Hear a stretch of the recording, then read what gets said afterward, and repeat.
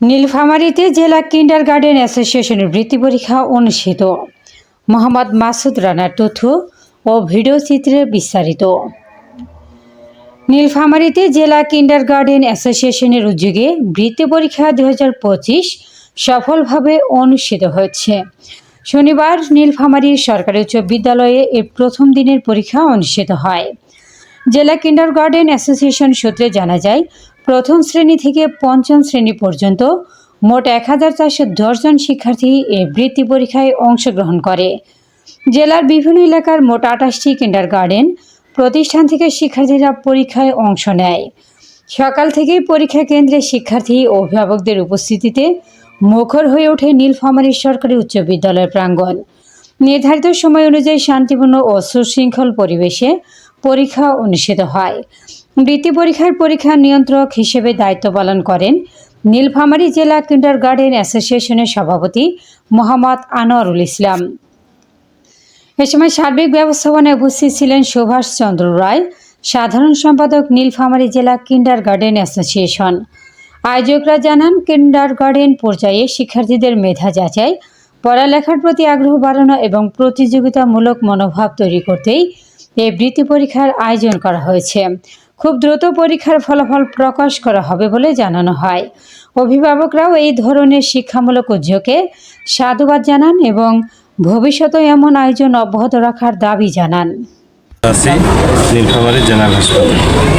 আজকে আমি এখানে উপস্থিত হয়েছি আসলে একটি স্পেশাল কাজের জন্য। আমি দেখতে পাচ্ছি যে অত্র নীলফামারী জেলার নীলফামারী কিন্ডারগার্টেন অ্যাসোসিয়েশন কর্তৃক আয়োজিত বৃত্তি পরীক্ষা চলতেছে।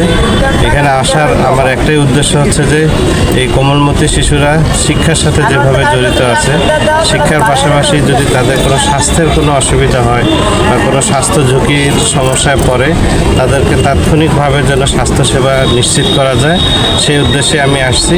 নীলফামারী কিন্ডারগার্টেন কর্তৃক আয়োজিত এই একটা মহৎ উদ্যোগকে আমি ধন্যবাদ জানাচ্ছি এবং পাশাপাশি আমি এই প্রোগ্রামে নিজে উপস্থিত থেকে এই সার্বিক সহযোগিতা করতে পারে নিজেকে ধন্য মনে করতেছি। আমি সকল শিশুদের স্বাস্থ্যের উন্নতি কামনা করতেছি। নীলফামারী জেলা কিন্ডারগার্টেন অ্যাসোসিয়েশন কর্তৃক আয়োজিত 20 ডিসেম্বর আজকে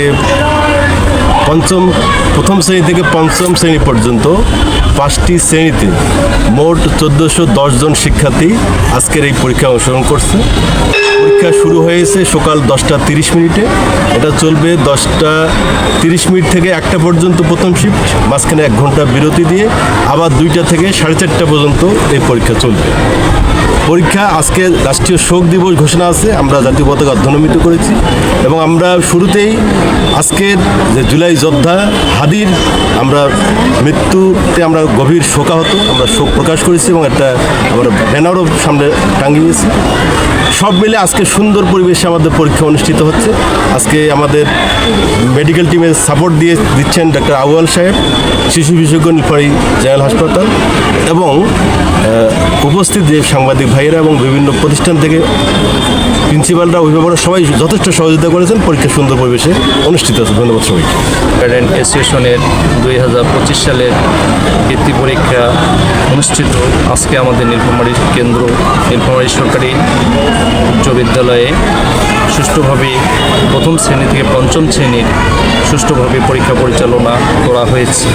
আজকে আমাদের মোট স্টুডেন্ট 1410 জন, প্রতিষ্ঠান মোট 28টা প্রতিষ্ঠান। আমরা সকলেই একমত হয়ে অ্যাসোসিয়েশন 2010 সালে প্রতিষ্ঠিত হয়েছে।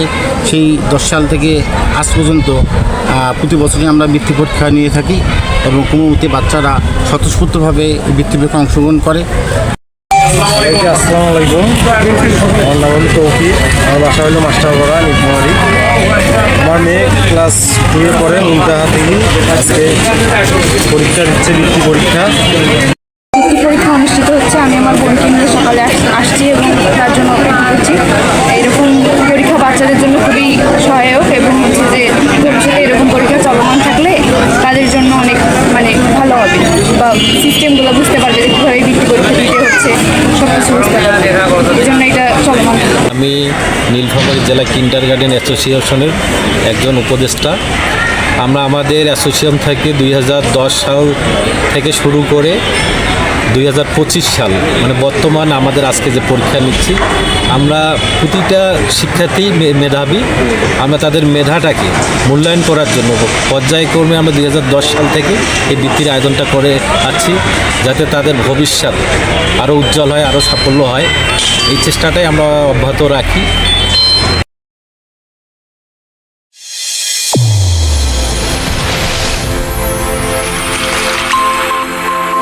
চ্যানেল A1 হৃদয়ের স্পন্দন।